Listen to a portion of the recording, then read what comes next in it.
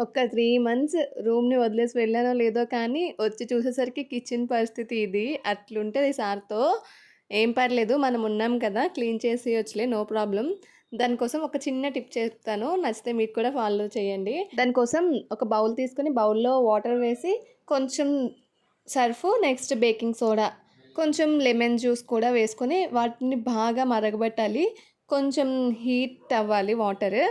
అవి బాగా మరిగిపోయిన తర్వాత స్ప్రే బాటిల్ ఉంటే ఓకే. ఫైన్. ఒకవేళ లేకపోతే బాటిల్ క్యాప్ ఉంటది కదా! క్యాప్‌కి పిన్నిస్‌తో హోల్స్ చేసేసుకోండి నేను చూపించిన విధంగా.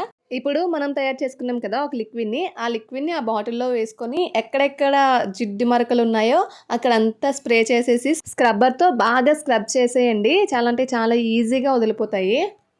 నార్మల్ మరకలైతే ఓకే. నార్మల్‌గా సోప్ పెడితే పోతాయి. బట్ బాగా జిడ్డి మరకలు, ఆయిల్ మరకలైతే అస్సలు వదలవు. ఈ టిప్‌తో మాత్రం చాలా ఈజీగా వదిలిపోతాయి. ఈ టిప్ నాకు బాగా వర్కౌట్ అయింది. మీలో ఎవరికైనా యూజ్ అవుద్దేమో అని వీడియో ఈ టిప్ కనుక మీకు నచ్చినట్టయితే ఒక లైక్ ఇచ్చుకొని వెళ్ళండి. ఇలాంటి మరెన్నో టిప్స్ కోసం మన ఛానల్‌ని సబ్స్క్రైబ్ చేసుకోండి. Thanks for watching.